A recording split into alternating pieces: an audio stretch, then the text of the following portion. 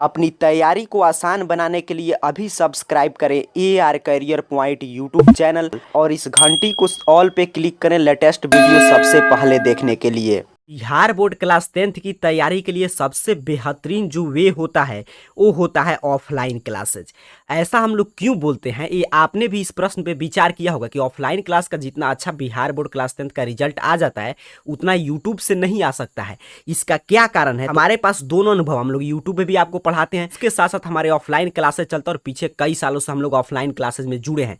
तो जो हमारे अनुभव के आधार पर मैंने जो समझा है उसके अनुसार यूट्यूब से पढ़ के आपका बेहतरीन रिजल्ट नहीं आने का एकमात्र कारण है कि ऑफलाइन क्लास में हम लोग या कहीं पे टीचर वही बताता है जो आपके लिए जानना जरूरी है, जो बिहार बोर्ड मैट्रिक बोर्ड परीक्षा के लिए आवश्यक है।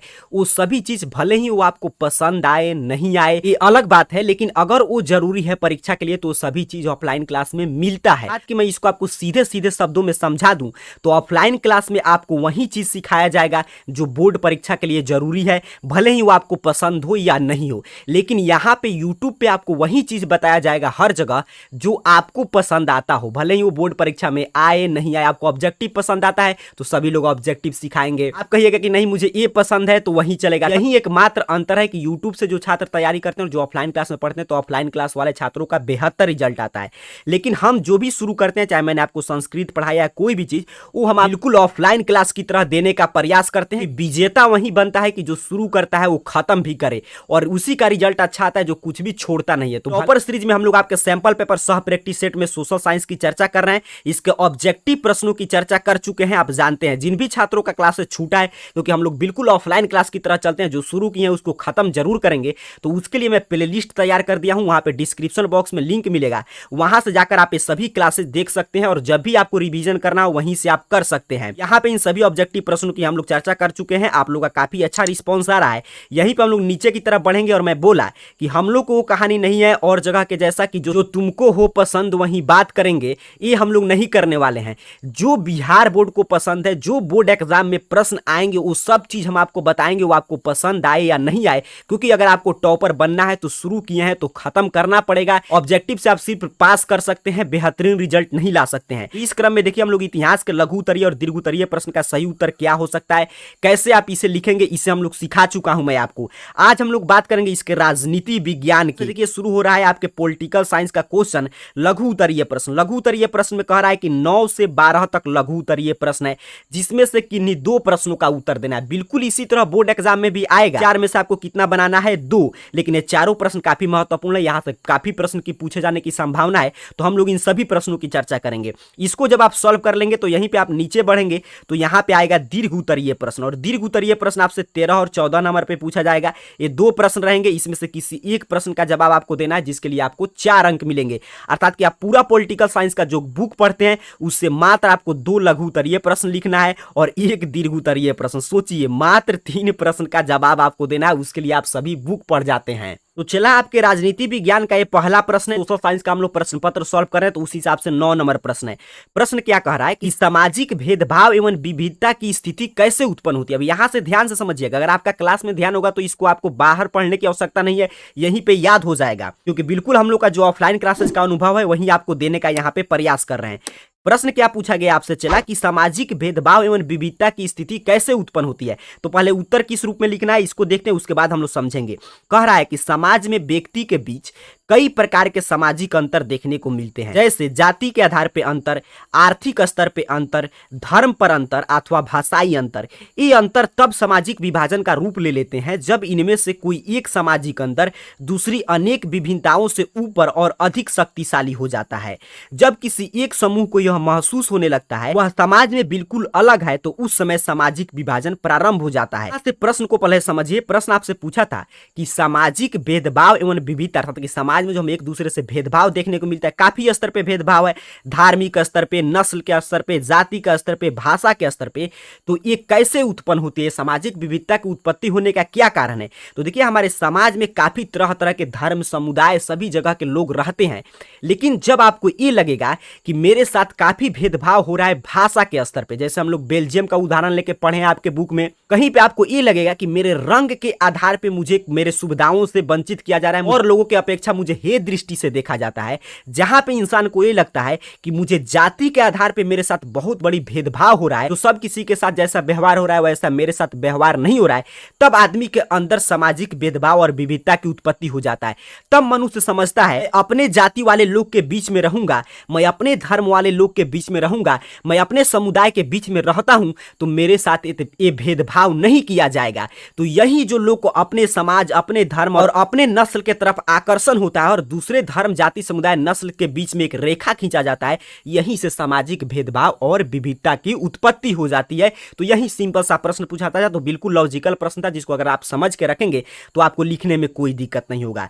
चलिए आगे बढ़ेंगे। 10 नंबर प्रश्न आपसे पूछ रहा है कि आपको बताना है बाबू कि सूचना के अधिकार आंदोलन का मुख्य उद्देश्य क्या था। जो सूचना का अधिकार आंदोलन हुआ, जिसके फलस्वरूप 2005 में, 2004 में विधेयक आया और 2005 में राष्ट्रपति से मंजूरी मिलने के बाद 2005 में सूचना अधिकार अधिनियम बन गया, एक कानून बन गया। के अधिकार के लिए जो आंदोलन की शुरुआत हुआ था उसका क्या उद्देश्य था, तो उत्तर आपको इस रूप में लिखना है कि सूचना के अधिकार आंदोलन के मुख्य उद्देश्य थे, पहला था सत्ता में आंशिक साझेदारी करना, दूसरा था सरकारी कामकाज पर नियंत्रण रखना, तीसरा था सरकार एवं सरकारी कर्मचारियों के कार्य को सार्वजनिक करना। उत्तर लिखने का चला यही तरीका होता है। जो छात्र ऐसे लिखते हैं, जो चाहे हम लोग कोचिंग में अपने टेस्ट लेते हैं उसमें या बोर्ड एग्जाम में आपका आंसर चेक करने वाला टीचर हो, तब भी जो भी यहाँ पे ऐसे पॉइंट बाय पॉइंट आंसर लेते हैं, क्योंकि 2 नंबर का प्रश्न था तो उसको ऐसे चेक करके आसानी से 2 में 2 मिल जाता है। तो हमेशा जब भी प्रश्न में स्कोप बने कि हम पॉइंट बाय पॉइंट ऐसे उत्तर लिख सकते हैं, तो ऐसे ही लिखने का प्रयास करना चाहिए। अब आइए समझते हैं।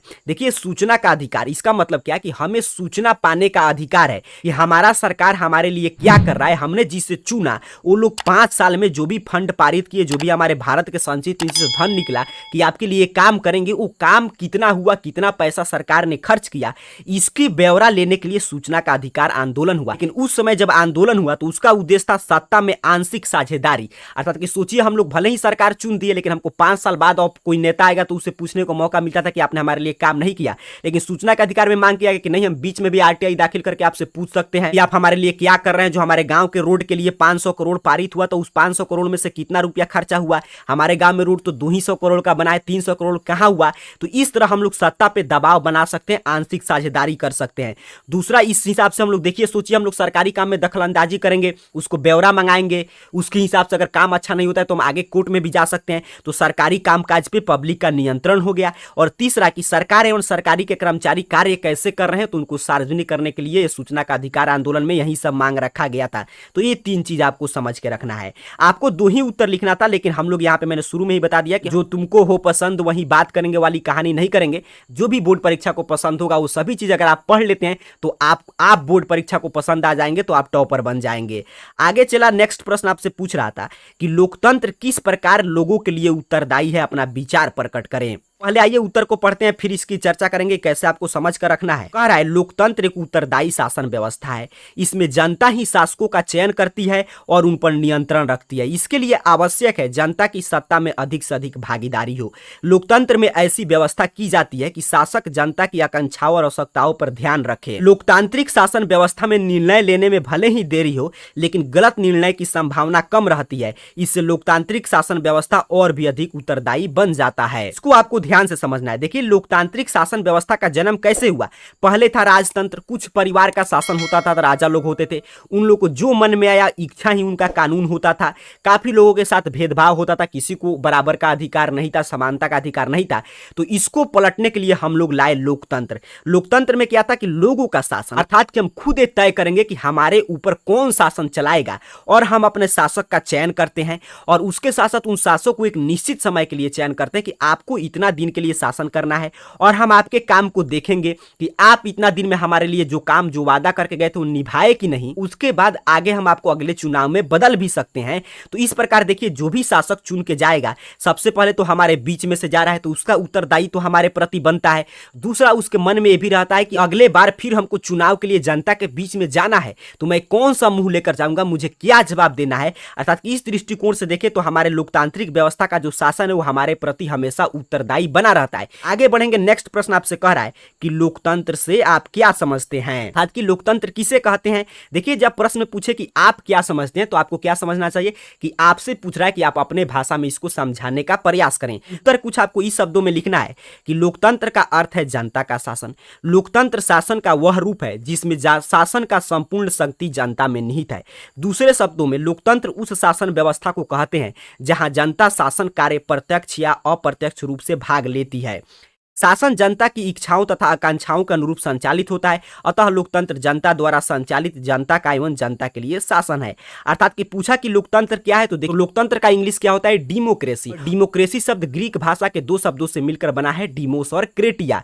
डिमोस का अर्थ होता है जनता और क्रेटिया का अर्थ होता है शासन। अर्थात कि लोकतंत्र का अर्थ क्या हुआ, जनता का शासन। तो कौन सा लोग हम पे शासन करेंगे उसका चुनाव हम खुद करते हैं, इसलिए लोकतंत्र को परिभाषित करते हुए अमेरिकी राष्ट्रपति अब्राहम लिंकन ने कहा था कि लोकतंत्र जनता का जनता के लिए जनता के द्वारा किया गया शासन है। तो ये सभी चीज आपको याद रखना। अब यहां से आपको शुरू हो रहा है दीर्घ उत्तरीय प्रश्न, जो दो प्रश्न पूछा जाएगा राजनीति विज्ञान से, जिसमें से आपको किसी एक का जवाब देना है। तो पहला प्रश्न देखिए, दोनों प्रश्न जो इसमें लिया गया है बड़ा ही महत्वपूर्ण है। कह रहा है कि नगर निगम के प्रमुख कार्यों को लिखें। अर्थात कि नगर निगम, नगर परिषद, ये सभी आपका सिलेबस है। पूछ रहा है कि इसके कार्य कौन कौन से हैं, तो यहां पे ध्यान से समझना है कि इस तरह देखिए, मैं फिर रिपीट करूंगा कि अगर 4 नंबर का प्रश्न था, ऐसे अगर आप पॉइंट में लिखेंगे 6-7 पॉइंट आप दे देते हैं तो आपको 4 में 4 मिल जाएगा। तो जहां पे स्कोप हो तो ऐसे ही पॉइंट लेकर ऐसे अच्छा से उत्तर लिखना चाहिए, तभी आपको अच्छा अंक मिलेगा।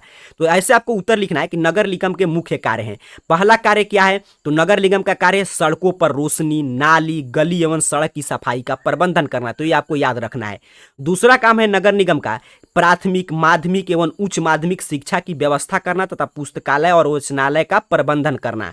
तीसरा काम है नगर के द्वारा अस्पताल एवं दवाखाना का प्रबंधन करना। चौथा है शमशान, बूचड़खाना एवं बाजार हाट का प्रबंधन करना। पांचवा है जन्म मृत्यु का पंजीकरण करना। छठा कार्य आपको याद रखना है शौचालय, पार्क, मनोरंजन गृह, धर्मशाला, इन सभी का प्रबंधन करना। और रैन बसेरा जो शहर में होता है, रात में जो भी लोग आएंगे उनको ठहरने का जगह। सातवां है लोगों के लिए शुद्ध पेयजल उपलब्ध कराना। तो ये सभी नगर निगम के कार्य हैं जो आपको याद रखना है, और ऐसे ही आपको उत्तर लिखना है जब परीक्षा में पूछा जाएगा। अगला प्रश्न आपसे पूछा गया था, आपको दोनों में से कोई एक ही का आंसर लिखना है, लेकिन इसको समझ के रखिए, ये प्रश्न तो काफी महत्वपूर्ण है कि ग्राम पंचायत के प्रमुख कार्य को लिखें। अर्थात कि वो नगर निगम था, वो नगर में काम करेगा, ये ग्राम पंचायत आप जानते हैं गांव में काम करता है, तो इन लोगों का क्या काम है। तो देखिए उत्तर आपको इसी तरह पॉइंट बाय पॉइंट लिखना है। थोड़ा सा आपको कुछ सीख कर रखना है कि ग्राम पंचायत स्थानीय शासन का सबसे महत्वपूर्ण इकाई है। ग्राम पंचायत के अधीन 29 महत्वपूर्ण विषय रखे गए। ये भी अब ऑब्जेक्टिव मैं बोलता हूं कि ऑब्जेक्टिव कहां से पूछता है, सब्जेक्टिव से पूछेगा। ग्राम पंचायत को कितने महत्वपूर्ण विषय दिया गया है कार्य करने के लिए, तो 29। कुछ महत्वपूर्ण कार्य निम्नलिखित है। पहला नंबर कार्य है ग्राम पंचायत का कि पंचायत क्षेत्र के विकास के लिए वार्षिक योजना तैयार करना। दूसरा है प्राकृतिक आपदा के समय लोगों की सहायता करना। तीसरा है कृषि एवं बागवानी का विकास करना। चौथा है पेयजल की व्यवस्था करना। जैसे देख रहे हैं आजकल नल जल योजना चल रहा है, तो ये सभी ग्राम पंचायत के लोग गांव में और नगर निगम के लोग नगर में ये सभी व्यवस्था कर रहे हैं। पांचवा कार्य है सड़क, भवन, पुलिया, नाली आदि का निर्माण करना। छठा है सार्वजनिक स्थलों पर प्रकाश की व्यवस्था करना, जो हर जगह रोड लाइट, स्ट्रीट लाइट लगता है, उसकी व्यवस्था करना। शिक्षा के क्षेत्र में प्राथमिक, माध्यमिक, बेसिक एवं अनौपचारिक शिक्षा की व्यवस्था करना।